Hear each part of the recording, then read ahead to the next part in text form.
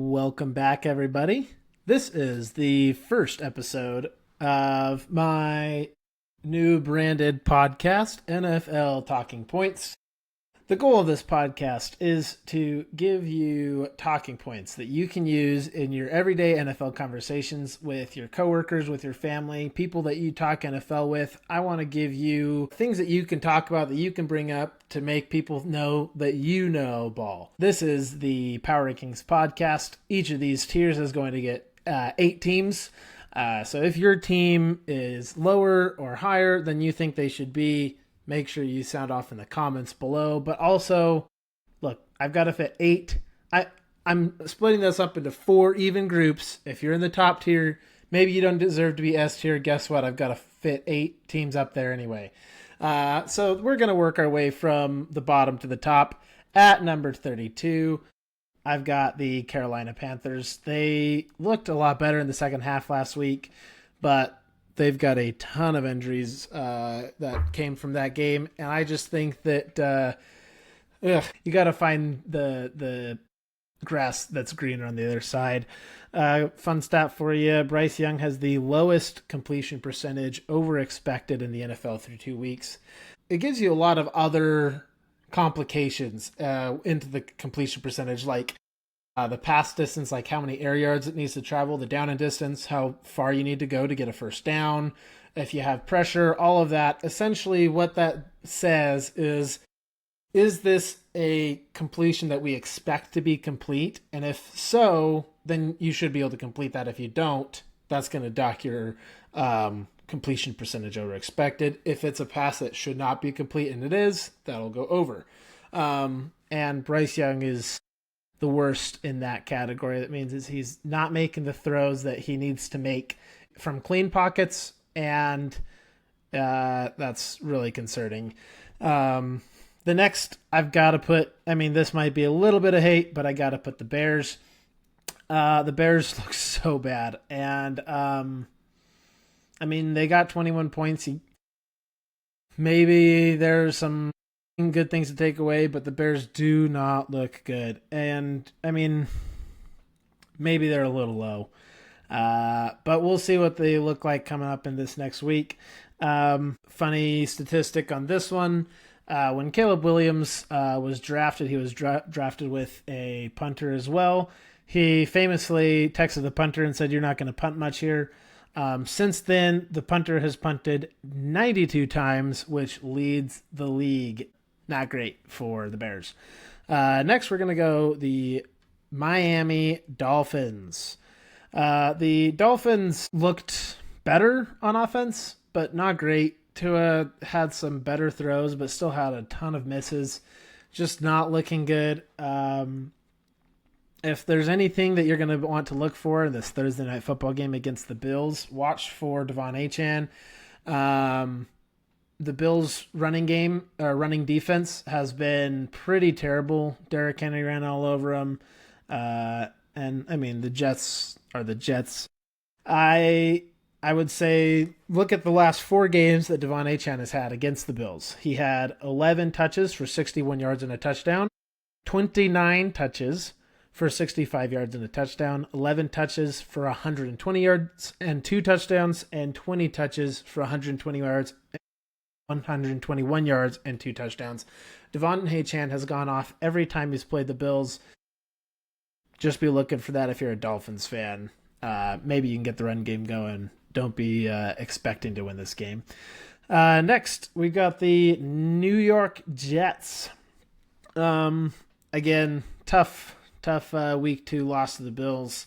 The Bills are awesome. You'll see where I put them later in the video, but I would say this, with Justin Fields being injured, Tyrod Taylor is most likely to start this week with Justin Fields in concussion protocol. Tyrod Taylor's stats in the 3 games that he's played for the Jets, he's 24 of 33, which is a 72.7 completion percentage. for 175 yards, 4 touchdowns, 0 interceptions, and a 124 passer rating. I think with Engstrand, the offensive coordinator there, the Jets could actually do a decent job this week. So be looking for it. We'll see how Tyrod Taylor plays compared to Justin Fields.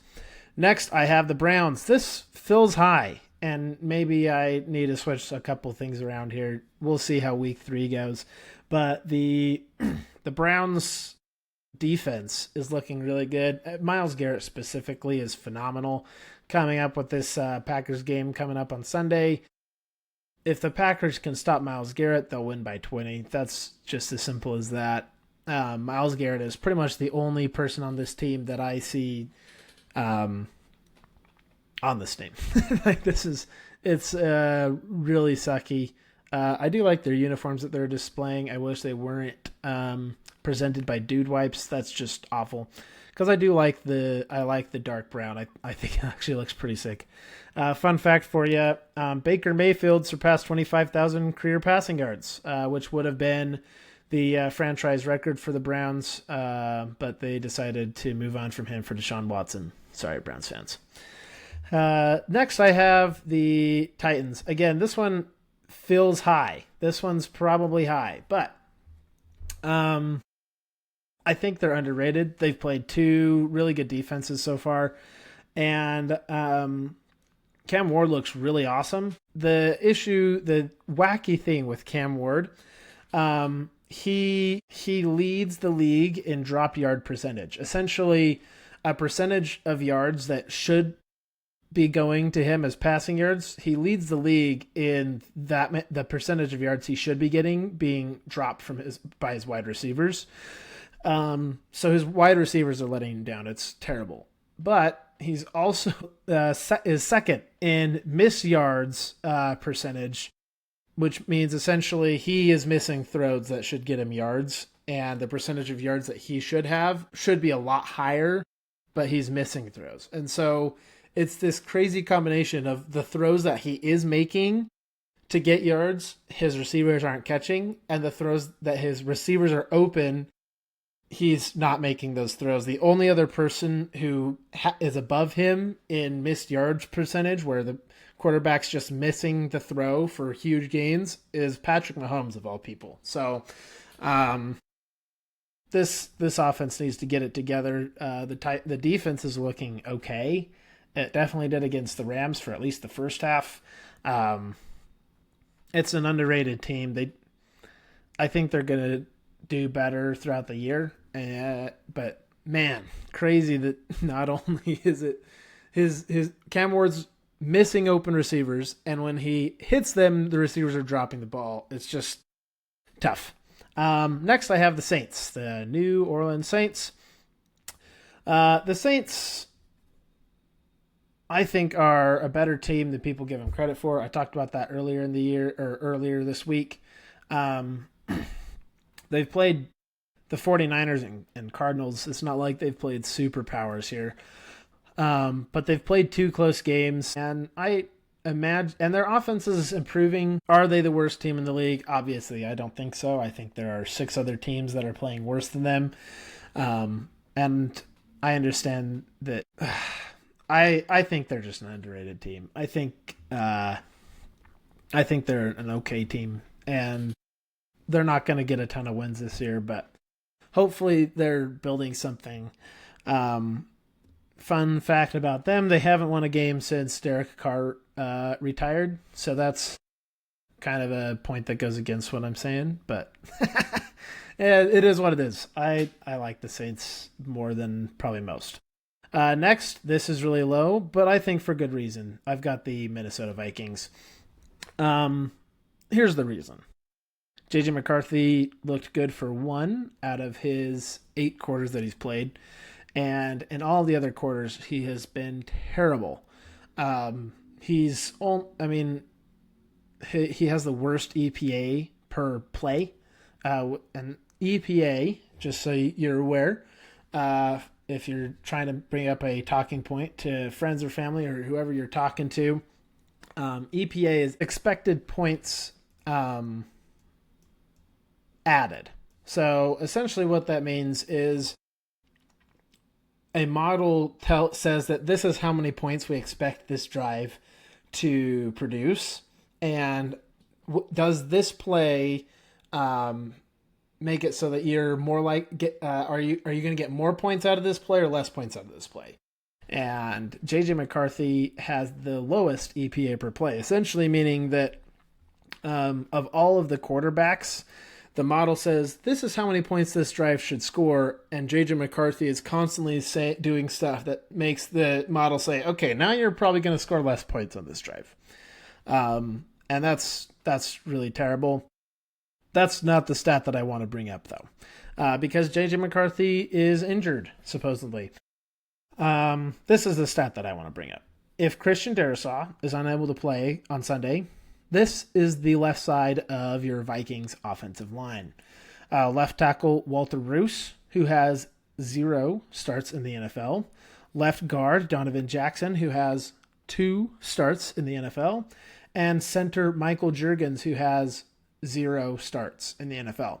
So between your left tackle, left guard, and center, you have 2 NFL starts between the 3 of them. That's scary. That cannot be good. That's why the Vikings are so low for me. I know a lot of people have them up higher. They are not going to be looking good over the next couple weeks. I would be worried if I was a Vikings fan. Next, we've got at number 24, we're moving up to the B tier. I have the Patriots here. Patriots face the Steelers this week, and fun fact about that, the Patriots have won 8 of their last 9 games against the Steelers. Patriots are looking a lot better under Mike Vrabel. I feel like they kind of eked out a win against the Dolphins, who, according to me, are the 3rd worst team in the NFL. So you can't really take too much from that game. The kickoff return touchdown was probably the thing that won you that game. But Drake May is looking better. The offensive line is playing really well. So good news. Patriots are on the up and up. Next, I've got the Cardinals. The Cardinals are 2-0, but they've played 2 pretty terrible teams in the Saints and Panthers, and they've both been really close games. Not only that, but the Cardinals' net success rate, so that takes the success rate of the Panthers and the success rate of the Cardinals and evens them out, similar to cornhole. Essentially, you take the success rate from both teams, even it out, and see which one performed better or worse if they both start at 0. And the Panthers were 5% more success. They had a 5% higher net success rate than the Cardinals in that game. The Cardinals ended up winning the game.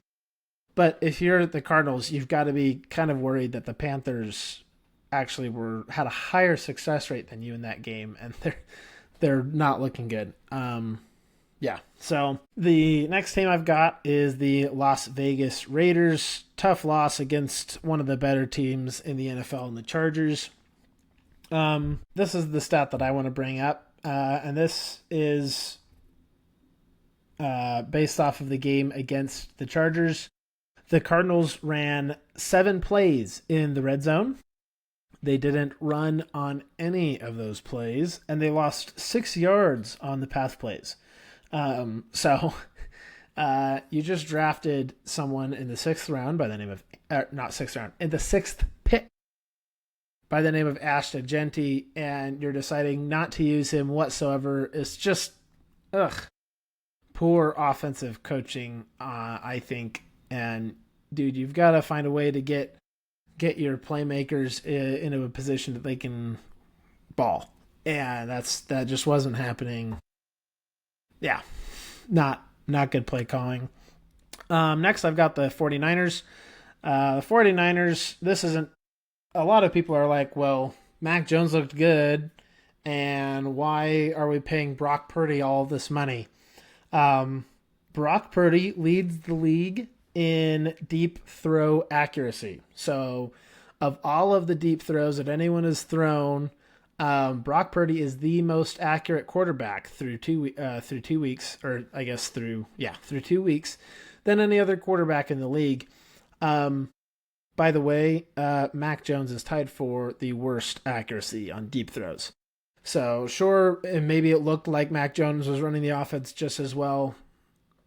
Not true. And the reason you're paying Brock Purdy is because he's got stuff that Mac Jones doesn't. Even if Mac Jones was the 15th pick overall and Purdy was the last, look, man, Kyle Shanahan can do a lot to make his quarterbacks successful, but your quarterback has to have other things that make that work for them, and Brock Purdy has that. So, yeah, moving on, we're going to go the New York Giants.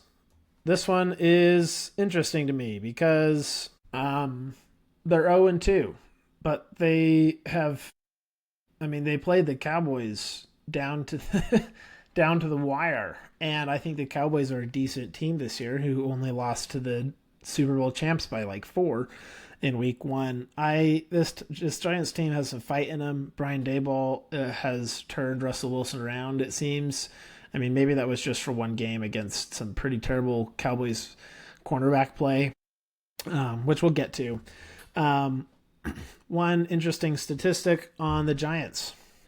21% of all 60-yard field goals in the NFL since 2014. So since 2014, of all the 60-yard field goals, 21% are against the Giants. Okay? And all of those kicks have been as time expired in the fourth quarter, and all of them have been made. 5 kicks, 5 have been made. All 60-plus yards. Over a fifth of all 60-yard kicks in the NFL since 2014 have been against the Giants as time expired in the fourth quarter, and all of them have gone in. It's just absolutely nuts. That's Giants football for you. I'm sure if you're a Giants fan, you can name all 5 of those because, that's got to be heartbreak. So we'll go to the next one. This would be number 19. We've got the Pittsburgh Steelers. Aaron Rodgers, I'm a huge Aaron Rodgers fan. As a Packers fan, Aaron Rodgers is looking okay. The thing that surprised me looking at a few different statistics here is DK Metcalf by far has the lowest ASS, average separation score, among all wide receivers, minimum 30 snaps or 30 routes.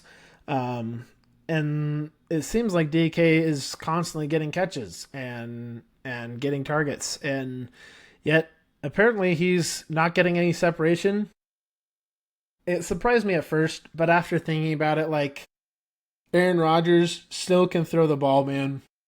If you give him time, he puts the ball where it needs to be, and DK Metcalf can go up and get it, even in a contested catch, especially in contested catch situations. And there's been a lot of things like screens and yards after the catch that Metcalf has been able to get. I can't imagine that it goes. That can't be sustainable. You've got to be able to find ways to get open, and hopefully that will improve.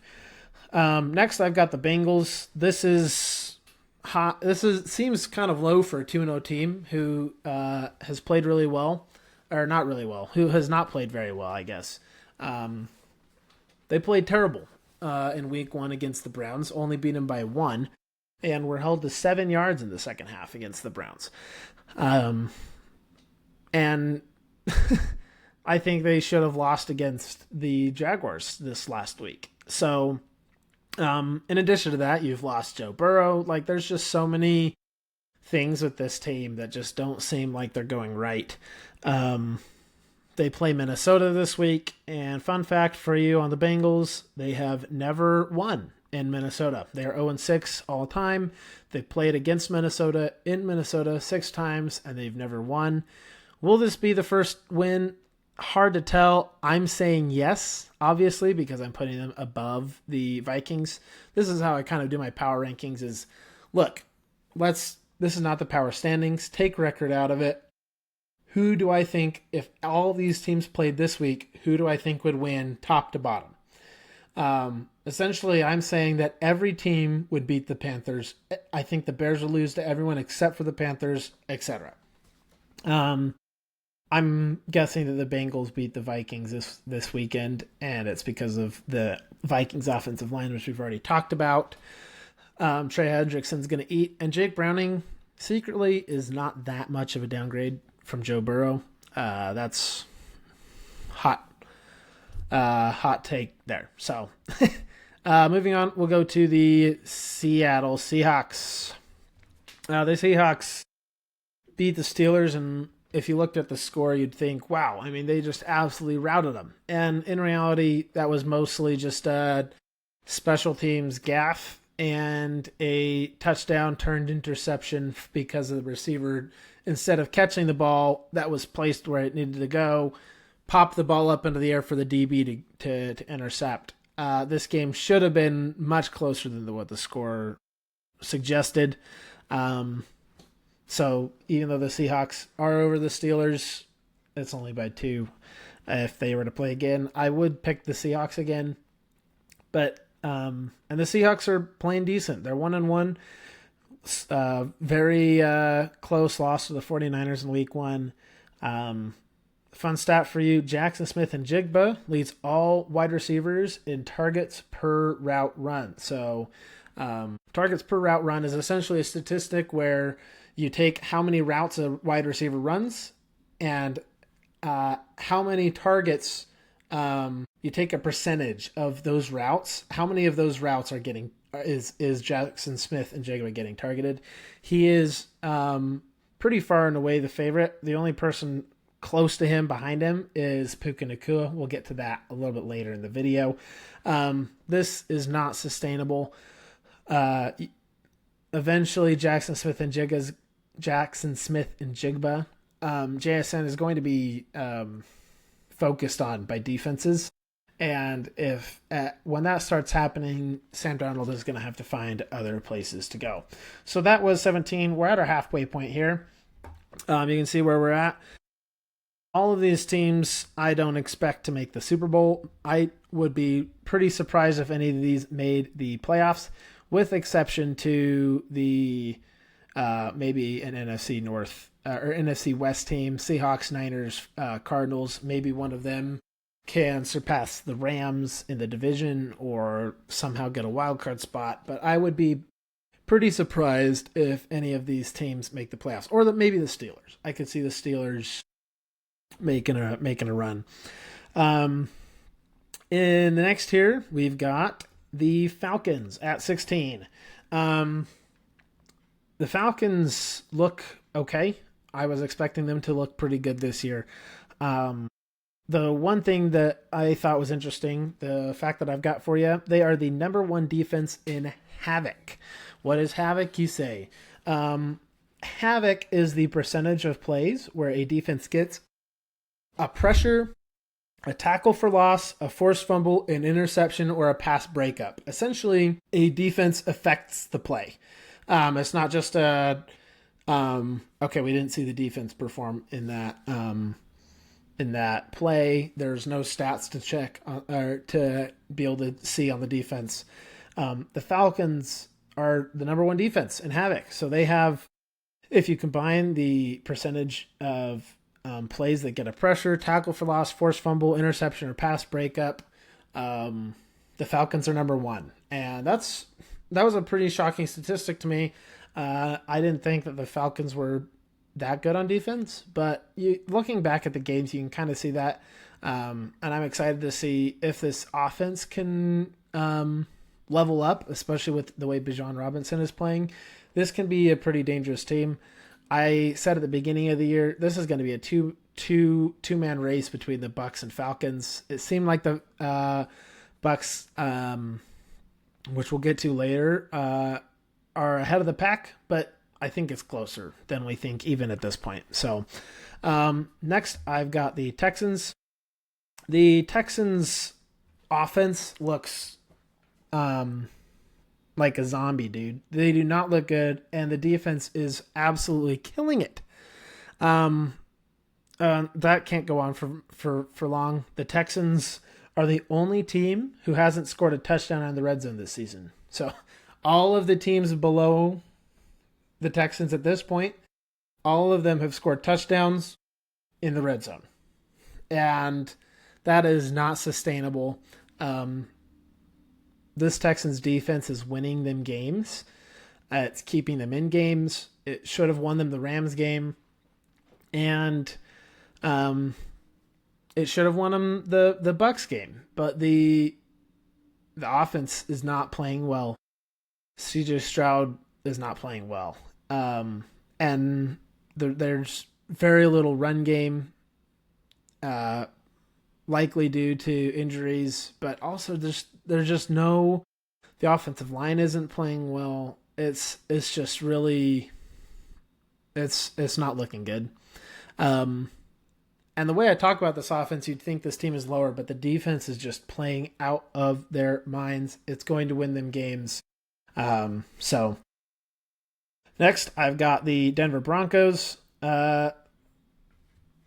This is a team that I've been cheering for because I've got a good buddy who cheers for the Broncos. I like the Broncos. I picked them to be my. I picked them to be the winner of the AFC West preseason. I don't think that's going to be the case anymore. I do expect them to make the playoffs still. Interesting fact, Troy Franklin leads the Broncos in targets per route run, receptions, receiving yards, yards per reception, or yards per route run. So all those things, targets per route run, receptions, receiving yards, and yards per route run. So, I mean, essentially Troy Franklin is the Denver passing offense. That is not sustainable. He's a good fantasy pickup, but I don't expect that to be the case all season. Cortland Sutton is still on this team, and I would expect that there's a little bit more diversity when it comes to that. I haven't seen Evan Ingram as much as I thought I would at the beginning, as much as I expected to so far this season. So, but good fantasy pickup. If he's still available in your league, go ahead and pick him up. Next, I've got the Dallas Cowboys. The Cowboys have played really good football. If you look at, I saw this chart, and essentially, top right is, essentially this chart was yards allowed per coverage snap and passer rating when targeted. So the better cornerbacks in those two statistics, you can see have a better coverage snap.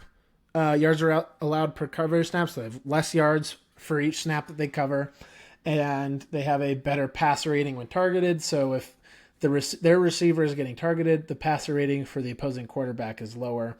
Some of the top cornerbacks are Packers cornerbacks, who everyone said this Packers team is going to be. We don't know who these cornerbacks are, and in the lower part are the Cowboys cornerbacks. They don't look good.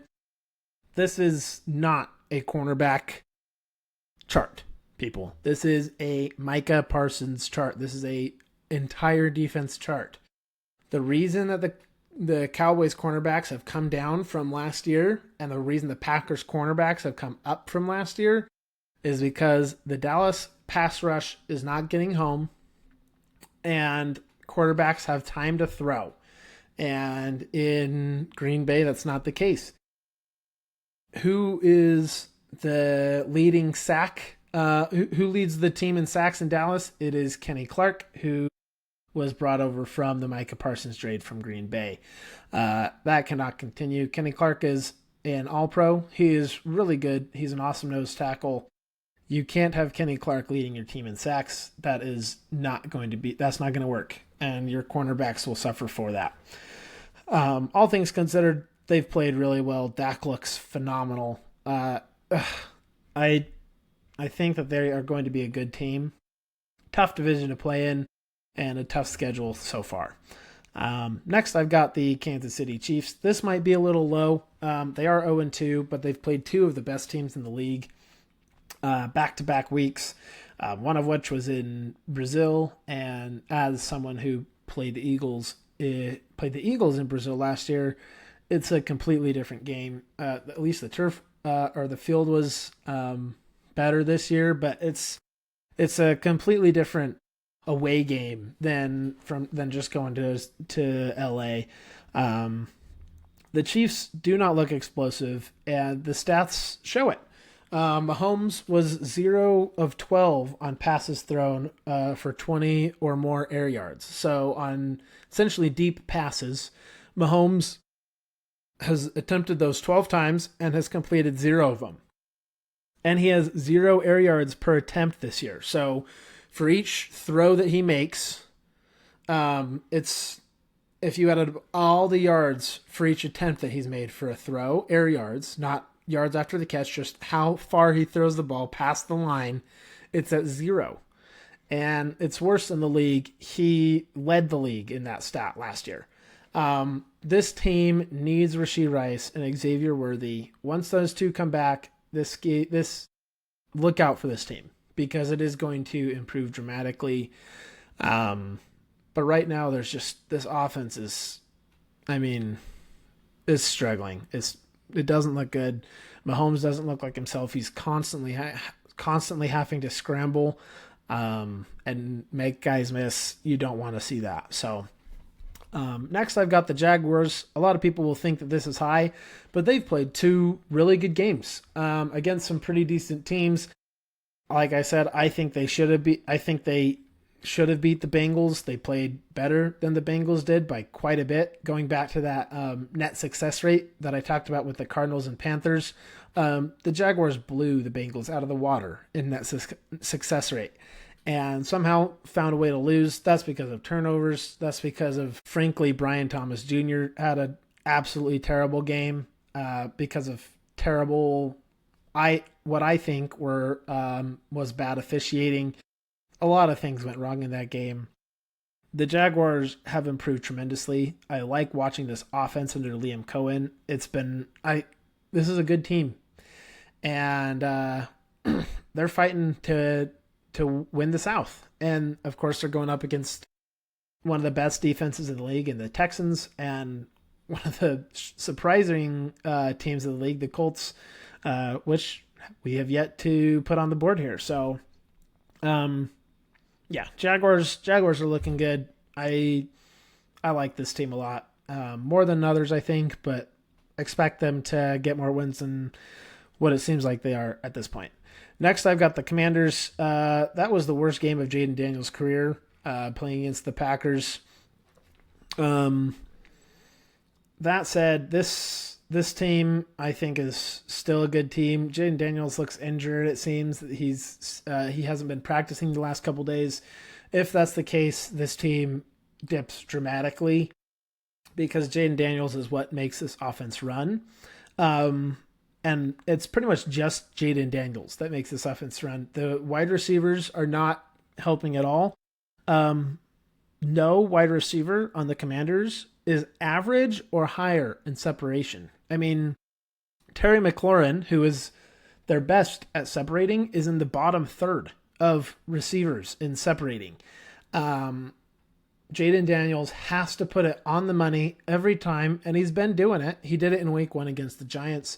If Jaden Daniels is out, this is a much worse team. I would be scared if I was a Washington fan. Yeah, your wide receivers have got to do a little bit more, step up, make some plays, but it's still a good team. And next, I've got the Rams, last team in Section 2. The Rams defense is awesome, and the offense is really good too. Specifically, the passing offense. Matthew Stafford looks as good as ever. And week 2, we started seeing Devontae Adams.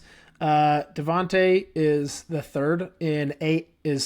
third best receiver in ASS, average separation score. So Devontae still has it, even at his age. And not only that, but targets per route run. We talked about that a little bit earlier. Puka Nacua is second, and Devontae Adams is fourth. So of all of the wide receivers, by far, the people who are getting targeted the most for each route they run are Puka Nacua and Devontae Adams. I mean, Stafford has his two guys, and he goes for them pretty much every time. And you can't just double team one or the other because Stafford will find the open guy. And if you want to double team both, there are other players on that team that can make plays. Their run game is decent, and their defense holds up, I think, almost as well as the Texans. They've got a phenomenal defense with a ton of young players flying around. It's really fun to watch this team. I think that they are the team to beat in the NFC West. First team in the top tier, this is the Indianapolis Colts, the Indiana Jones-led Colts. This team is a shocker. And I thought week 1 was going to be kind of a fluke. I also think that the Broncos should have beat the Colts this week. The penalty was tacky. If you looked at the net success rate, this was as close as it could be between the Broncos and Colts. They are very, very evenly matched teams, which was shocking to me. This Colts team is better than anyone gave it credit for, and I think that comes down to Daniel Jones is better than anyone gave him credit for. I said all offseason, this team has a good wide receiver core, and they've added Tyler Warren, who is shockingly not on the Bears. That was a terrible decision by the Bears to pick Colson Loveland over Tyler Warren. That'll come back to bite him. Tyler Warren is awesome. He has the most targets per route run for any tight end. So Daniel Jones is finding him, and he's catching the ball, and he's making the most out of it. He's getting yards after the catch. Tyler Warren is playing awesome. And as soon as you try to guard Tyler Warren, guess what? There's a Michael Pittman Jr. running free up a seam or on an out route. There are so many ways that this wide receiver core can get open, and you've got Jonathan Taylor in the backfield, who is probably a top 2 running back at this point. Maybe Saquon is above him at this point. Like, this is a powerful offense, and they've got a good defense too. I love this Colts team. Next, I've got the Philadelphia Eagles. This is low if you look at pretty much any other power rankings podcast. Their offense is not explosive. Their run game is mid. Their defense has come down 10 notches since last year. It's somehow they're 2-0, and I honestly don't really get it. Jalen Hurts has 2 completions of 10 plus air yards, which means that he's throwing passes, and if it's a pass 10 yards past the line of scrimmage or more, he only has 2 completions between week 1 and 2, which is tied for 34th with Tyrod Taylor, who came in late in the Jets game this last week. So there's no explosive plays. A.J. Brown is getting next to no points in fantasy unless he gets a touchdown. And the run game hasn't looked amazing either. Their yards per run is super low. Saquon is not doing a ton. Somehow this team is finding a way to win every week. It's not sustainable. This team will, as soon as they play one of these teams that are above them, I expect them to be routed. Next, I've got the Bucs. This may be a little bit high, but I like this Bucs team a lot. Baker Mayfield is freaking awesome, dude. They're the first team since the 1970 merger to score a game-winning touchdown in the final minute of each of their first 2 games of the season. Both of their games have come down to game-winning drives led by Baker Mayfield, excellently coordinated,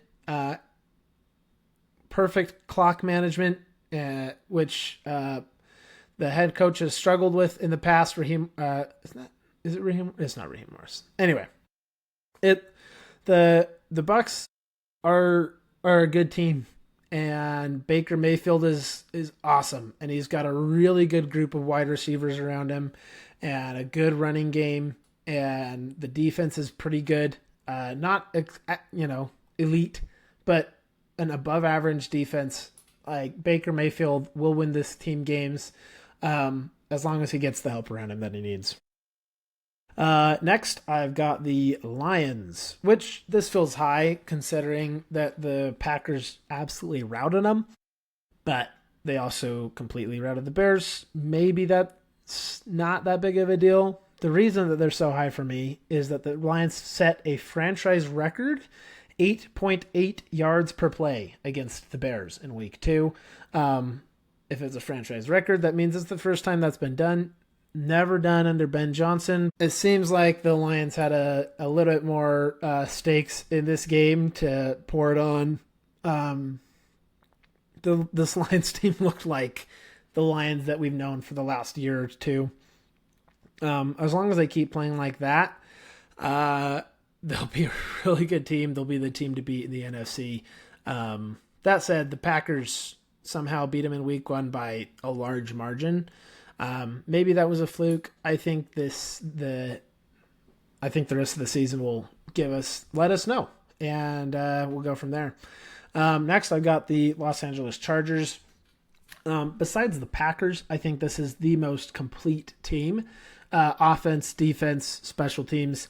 The Chargers defense is phenomenal, and the Chargers offense, especially Justin Herbert, has been crazy good. Justin Herbert has the baddie effect. Same with Josh Allen from last year. Josh Allen won MVP as soon as he started dating the one celebrity. Who was it? Anyway, now Justin Herbert is dating another baddie and, balling out. Who knows? He's 4th in MVP odds behind Lamar Jackson. Justin Herbert is behind Lamar Jackson, Josh Allen, and Jordan Love. And by the way, those are the 3 teams who are above him right now. Next, I'd love to put one of these other 2 AFC teams, but I've got to put the Packers. The Packers are the only team that I think are a little bit more well-rounded than the Chargers. I like the Chargers special teams a little bit more than the Packers, but the Packers defense is absolutely suffocating. It looks so good. I don't want to say generational because generational feels a little eager, a little too soon, but holy crap. I mean, they held Jaden Daniels to his worst performance in the NFL ever and held the Lions to 13 points, and it was 6 until garbage time. It's a phenomenal defense, and every stat says so. And I forgot to give you a Chargers. Let me give you the Chargers statistic here. The Chargers play the Broncos this week. The Chargers have the second most turnover-worthy plays on defense, which means that their defense is making plays that should be turnover-worthy but are not turnovers. So they have the most opportunity for turnovers. They're making plays to make turnovers, and they're not happening. Versus Bo Nix, who is the 5th most in turnover-worthy plays. So Bo Nix is 5th in plays that should be turnovers but aren't. And Chargers defense is 2nd in plays that should be turnovers for the opposing offense but aren't. So expect the turnover battle to go to the Chargers. I expect the Chargers to win this game. It could be close though if the Denver D can pull something out of its bag. My stat for the Packers, the best ASS, the best average separation score in the league, minimum 30 snaps for wide receivers. Matthew Golden, the rookie for the Green Bay Packers, is leading the league in average separation score. He is getting open, and the times that Love has targeted him, Love has just missed. And that's not going to be the case for much longer. Matthew Golden is going to explode. I expect, especially with Jaden Reed coming out with the collarbone injury for the next few months,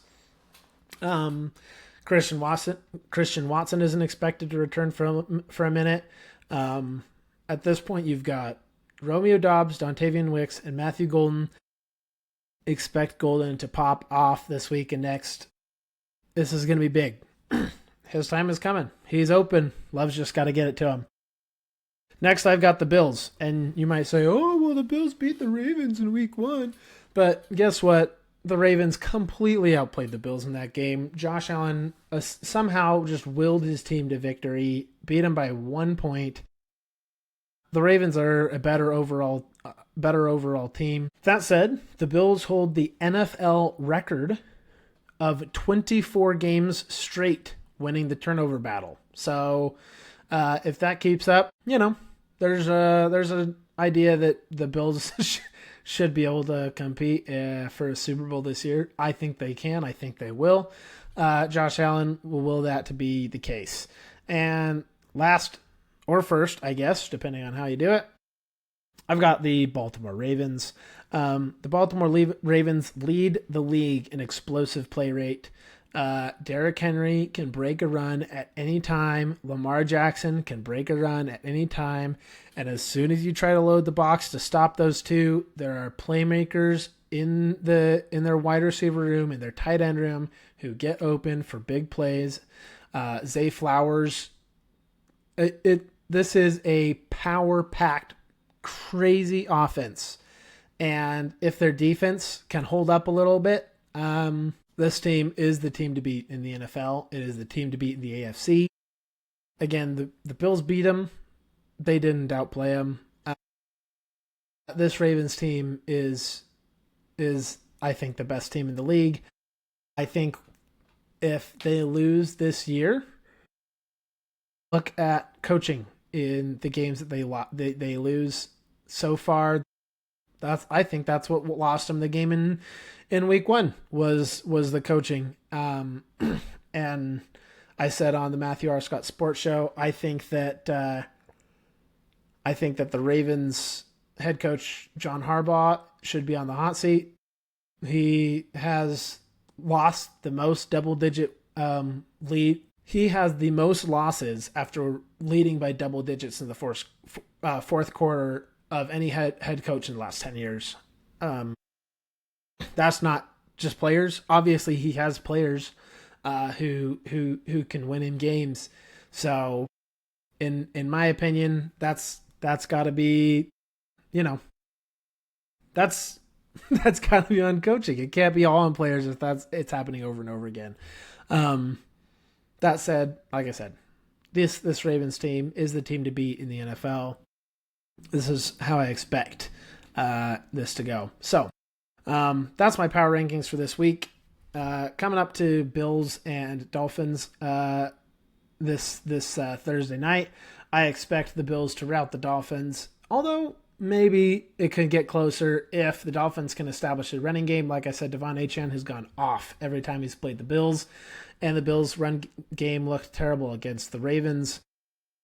This is going to be a high-scoring game. The Dolphins' defense is one of the worst, especially in the passing game, statistically, and Josh Allen is going to make hay with what he has available to him on Thursday. I'm expecting a very high-scoring game. Bills win. And, we'll see you after Thursday, and we'll do a pregame show to pregame the games in week 3, and we'll see you later this week. Thanks.